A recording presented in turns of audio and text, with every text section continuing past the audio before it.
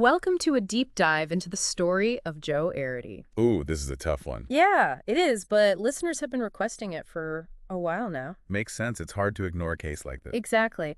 How does a man with a child's mind end up on death row? And in the 1930s, no less. Right, so we're talking pre-World War II America. We've got court transcripts from the time, articles, even a poem about Joe. Wow, a poem. That's interesting. You don't see that every day in a true crime case. It's definitely unique. I think it speaks to how much this story has resonated with people over the years. I can see why. It really makes you question how justice is served, or in this case, not served. Let's start with Joe himself. It's 1930s Pueblo, Colorado. Okay, setting the scene. Joe's 23, but his IQ is 46. Mentally, he's more like a 6-year-old.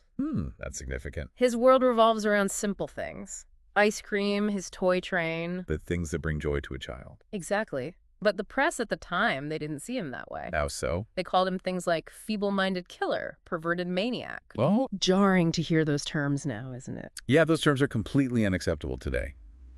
Back then, not so much. It shows how differently society viewed mental disability back then. There wasn't the same understanding or compassion. Yeah, at all. So right from the start, there's a disconnect between who Joe was and how he was perceived. A huge disconnect. And this is before terms like intellectual disability were even used. Right, it was a different world.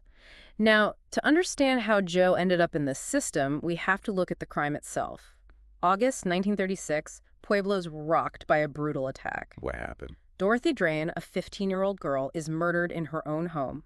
Her younger sister, Barbara, is severely injured. Oh, that's horrific. It was a horrific scene. A hatchet was found. They think that was the murder weapon. And of course, the community is terrified. Understandably so. Demanding answers, putting pressure on law enforcement. And that's where Sheriff George Carroll comes in. Okay.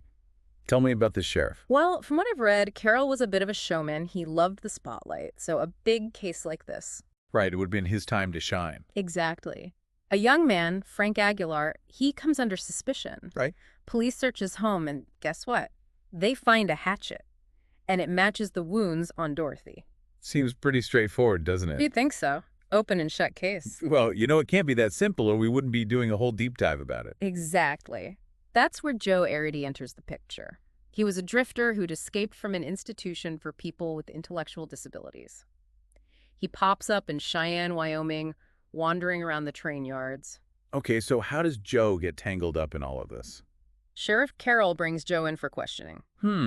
This is where things could get messy. Now, what happened next is still debated to this day, but according to Carroll, Joe confessed. A confession from a man who couldn't even grasp the concept of death. Right, let alone the complexities of murder. How reliable could that confession possibly be? That's the question that's haunted this case for decades. Was Joe actually guilty? Or was he just telling Carroll what he thought he wanted to hear? Especially given Joe's history.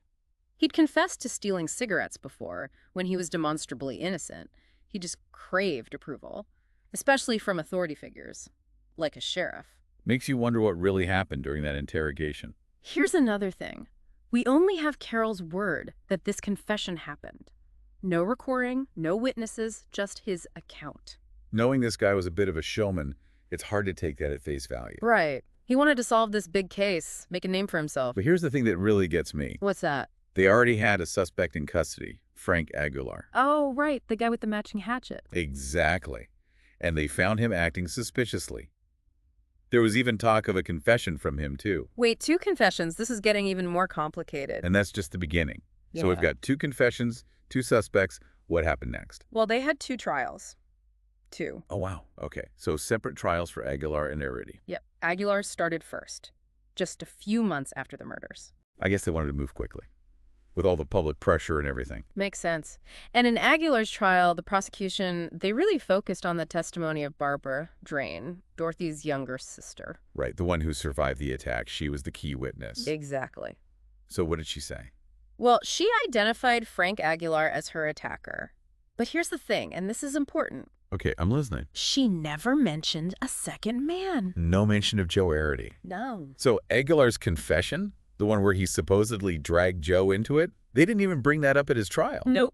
It's like it never happened. And the jury still found Aguilar guilty. Guilty. Sentenced him to death. Wow. It really makes you wonder why they bothered with Joe's confession in the first place if they didn't even use it in Aguilar's trial. Yeah, it's strange. Almost like they needed someone to blame. And Joe, well, he was an easy target. A man who couldn't defend himself. Exactly. But let's talk about Joe's trial. Okay, so Joe goes to trial too. What happens there? It starts in April 1937. And his attorney, a guy named Fred Barnard, he decides to go with an insanity defense. Well, that makes sense, doesn't it? Given Joe's intellectual disability. You'd think so. But I don't know, wouldn't challenging the confession have been stronger? I mean, that's the whole basis of the case against him. And it's so shaky. Yeah, that's what I was thinking. So why didn't they challenge the confession? I don't know. Barnard, he actually called Joe a confession maniac, said he'd admit to anything if you pressed him, but still, he went with the insanity plea. Interesting. So was the insanity question clear-cut?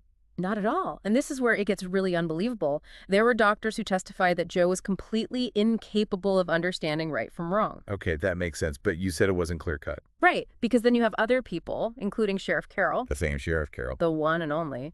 He claimed Joe knew exactly what he was doing. Hold on. So first Carroll says Joe's unquestionably insane. And then he says Joe's sane enough to be executed. What?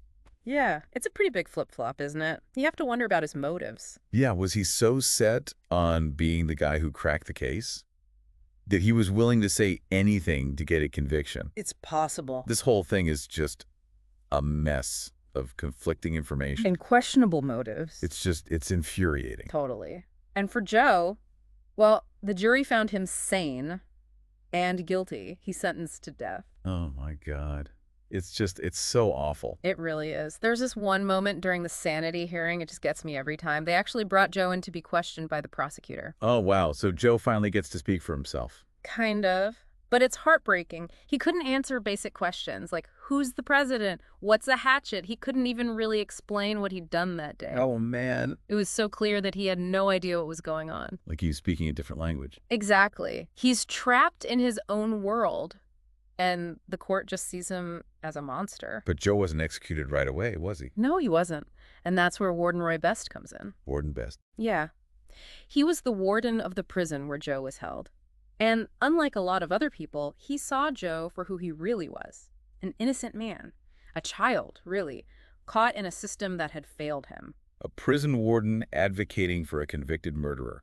That's remarkable. Best was a tough guy, from what I've read. Yeah. But even he couldn't deny that this was a huge injustice. He tried to make Joe's remaining time as comfortable as possible, gave him toys, books, even that toy train that became so symbolic of Joe's case. It's hard to even imagine what that must have been like for Joe, those last few months, knowing what was coming. I know. Bust even arranged for Joe to have an appeals attorney, a guy named Gail Ireland. Was there any hope at that point? Well, Ireland filed appeals, argued that Joe wasn't even competent to stand trial, let alone be executed. But the legal system back then, it wasn't really set up to handle a situation like this. So despite Best and Ireland's efforts, it sounds like the system was just going to keep rolling along. Unfortunately. This is just so sad.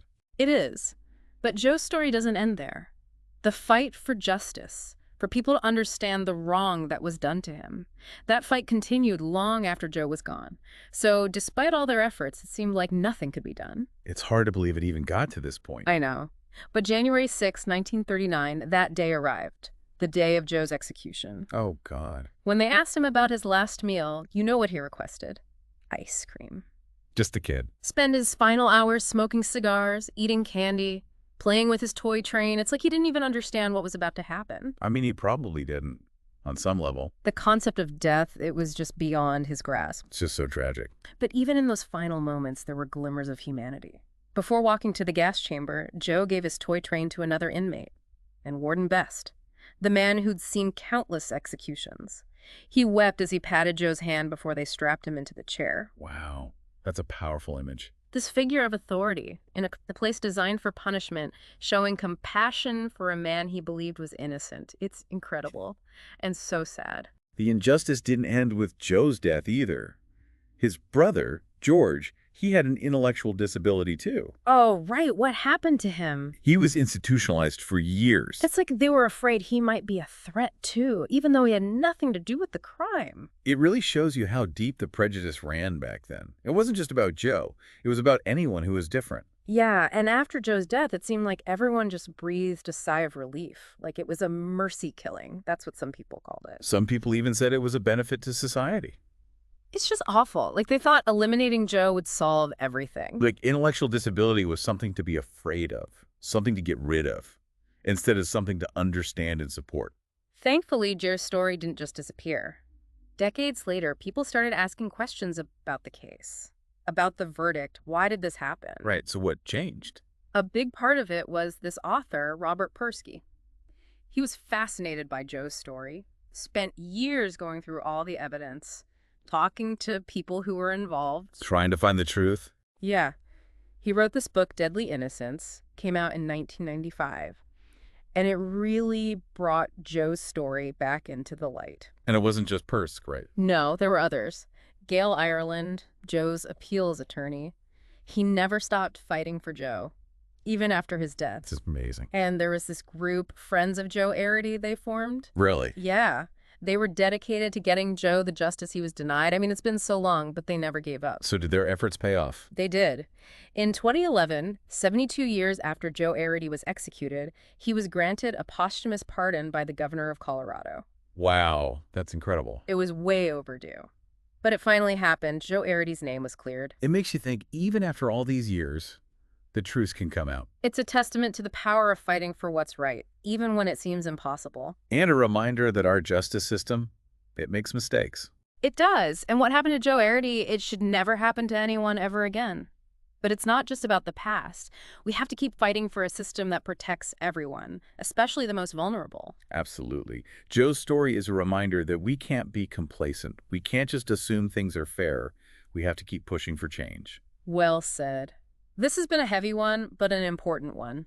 To everyone listening, thanks for joining us on this deep dive. If you want to learn more about Joe Arridy, we'll post some resources for you.